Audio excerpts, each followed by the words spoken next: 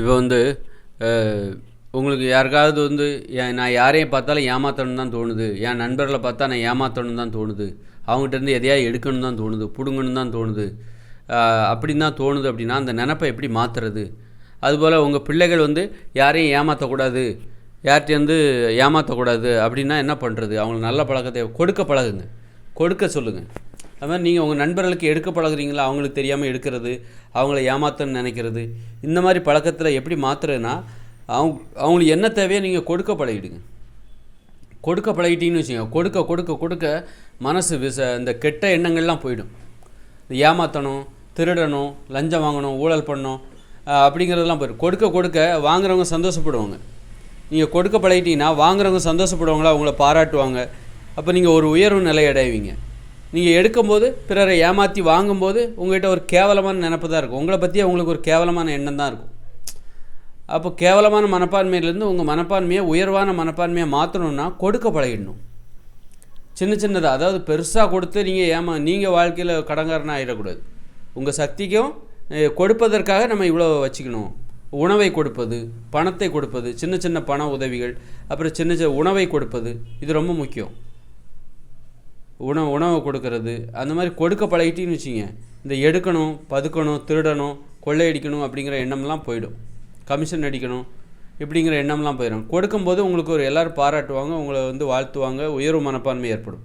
ஆனால் எடுக்க நினைக்கும் போது, ஏமாற்ற நினைக்கும் போது, கடன் வாங்கிட்டு திருப்பி கொடுக்காதவங்க, இவங்களுடைய மனப்பான்மை கேவலமாக இருக்கும். அப்போ ஒரு கேவலமான மனப்பான்மையிலேருந்து ஒரு உயர்வு மனப்பான்மையை எப்படி பெறுவது? நானும் உயர்வு மனப்பான்மை, என் மனசு கேவலமாக இருக்குது. இப்போ கேவலமான மனப்பான்மை என்ன பண்ணோம் அப்படின்னா, இந்த சிகரெட் பிடிக்கிறது, தம் அடிக்கிறது, தண்ணி அடிக்கிறது, வான்ஸ் போடுறது, இது வந்து கேவலமான மனப்பான்மையிலேருந்து பிறக்கிற ஒரு பழக்க வழக்கம். நீங்கள் வந்து பிறரை ஏமாத்துனீங்கன்னா இந்த மாதிரி உங்களுக்கு தண்டனை, இது இப்படி போய் மாட்டிப்பீங்க. நாம் ஏன் சிகரெட் பிடிக்கக்கூடாது அப்படிங்கிற நினைப்பு வந்துடும். மற்றவங்களை ஏமாத்துறீங்கன்னு வச்சுக்கோங்களேன், உங்களுக்கு ஒரு கேவலமான நினைப்பு வந்துடும். அப்புறம் கேவலமானவங்க என்ன பண்ணுவாங்க? கேவலமான மனப்பான்மை தான் கேவலமான செயல்களை செய்ய தூண்டும். தண்ணி அடிக்கிறது, தம் அடிக்கிறது, ஹான்ஸ் போடுறது, இதெல்லாம் வந்து ஒரு கேவலமான மனப்பான்மை. அப்போ இந்த கெட்ட பழக்கத்துலேருந்து விடுபடணுன்னா உங்களுக்கு ஒரு நல்ல பழக்கங்களை எப்படி பிறருக்கு கொடுக்க பழகுங்க. கொடுக்க பழகிட்டிங்கன்னு வச்சுங்க, அப்புறம் தண்ணி அடிக்க மாட்டீங்க, தம் அடிக்க மாட்டீங்க, எல்லோரும் பாராட்டுவாங்க, உயர்வு நிலை அடைஞ்சிருவீங்க. அப்போது நீங்கள் வந்து ஒரு கெட்ட பழக்கத்துலேருந்து விடுபடணும், மதுவிலேருந்து விடுபடணும், தண்ணி அடிக்கிறதுலேருந்து, சிகரெட் பிடிக்கிறதுலேருந்து விடுபடணும் அப்படின்னா பிறருக்கு கொடுக்க பழகிடுங்க. பெரும்பாலும் இந்த மது அருந்துறது, இந்த போதைப் பொருளுக்கு அடிமையானவங்க யாராக இருப்பாங்க அப்படின்னா பிறரிடமிருந்து வாங்குகிறவங்க தான், பிடுங்குறவங்க தான் இருப்பான், பதுக்கிறவங்கனாக தான் இருப்பான், திருடுறவனாக தான் இருப்பான். நீ சிகரெட் பிடிச்சிட்டு நீ வந்து ஒரு நேர்மையானவராக இருக்க முடியாது. சிகரெட் பிடிச்சிக்கிட்டு நேர்மையானவராக இருக்க முடியாது. தண்ணி அடிச்சுட்டு மது அருந்திட்டு கண்டிப்பாக நீ நேர்மையானவராக இருக்க முடியாது. கண்டிப்பாக நீ எடுக்கிறவராக தான் இருப்ப, கொடுக்குறவராக இருக்க முடியாது. கொடுக்குற மனசே வராது முதல்ல. ஏன்னா நீங்கள் அந்த இந்த கெட்ட பழக்கம்லாம் வந்தப்போ நம்மளை பற்றியே ஒரு கேவலமான எண்ணம் வந்துடுதுல்ல. அப்புறம் கேவலமான செயல்களை பற்றினா யோசனை தான் வரும். உயர்வான ஒரு செயல்களை செய்யணும்னு தோணவே தோணாது. அதனால் கெட்ட பழக்கத்துலேருந்து விடுபடணுன்னா கொடுக்க பழகுங்க. கொடுக்கும்போது ஒரு உயர்வு மனப்பான்மை ஏற்படும்.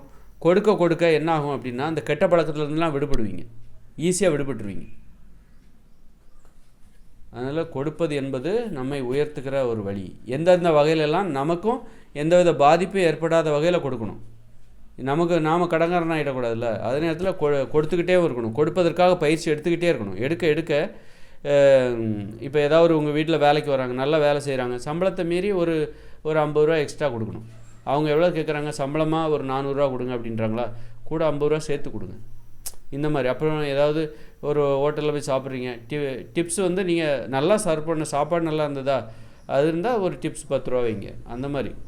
அப்புறம் யாராவது பிச்சை எடுக்கிறாங்க, டக்குன்னு ஒரு 5 ரூபா போடுங்க, 5 ரூபா கொடுங்க, அந்த மாதிரி. பாவம் வயசானவங்க என்ன பண்ணுவாங்க அப்படின்னு சொல்லி அவங்க நிலைமையை உணர்ந்து கொடுங்க. இந்த மாதிரி கொடுக்குற வழக்கம். கோயிலில் உண்டியலில் போடாதீங்க.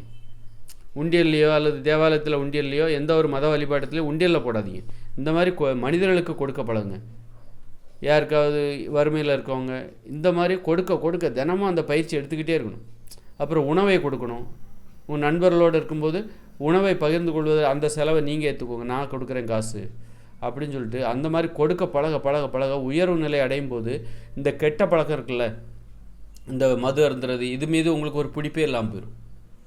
இது வந்து ஒரு கேவலமான மனப்பான்மையிலிருந்து தான் ஏன் நான் சிகரெட்டை என்னால் விட முடியல, தண்ணி அடிக்கிறது என்னால் ஏன் விட முடியல அப்படின்னா நீங்கள் ஒரு கேவலமான மனப்பான்மையில் இருக்கீங்க, எடுக்கிற ஒரு வழக்கம், பதுக்கிற ஒரு வழக்கம், பிடுங்குற ஒரு வழக்கம், கடன் கொடுத்து ஏமாத்துகிற ஒரு பண்பு உங்கள்கிட்ட இருக்குது. அதனால தான் நீங்கள் இந்த மாதிரி இருக்கீங்க, இந்த மாதிரி தண்ணி அடிக்கிறீங்க, சிகரெட் பிடிக்கிறீங்க. அப்போது நீங்கள் வந்து கொடுக்க பழகிட்டிங்கன்னா இந்த சிகரெட் பிடிக்கிற அந்த வழக்கம், அந்த மனப்பான்மை, அதுக்கு ஒரு மனப்பான்மை தேவை. சிகரெட் பிடிப்பதற்கும் போதைப்பொருள் கேவலமான மனப்பான்மை தேவை. இந்த கேவலமான மனப்பான்மை எங்கேருந்து வருது? வாங்குறது, திருடுறது, எடுக்கிறது, பதுக்கிறது, இங்கேருந்து தான் இந்த கேவலமான மனப்பான்மை வருது.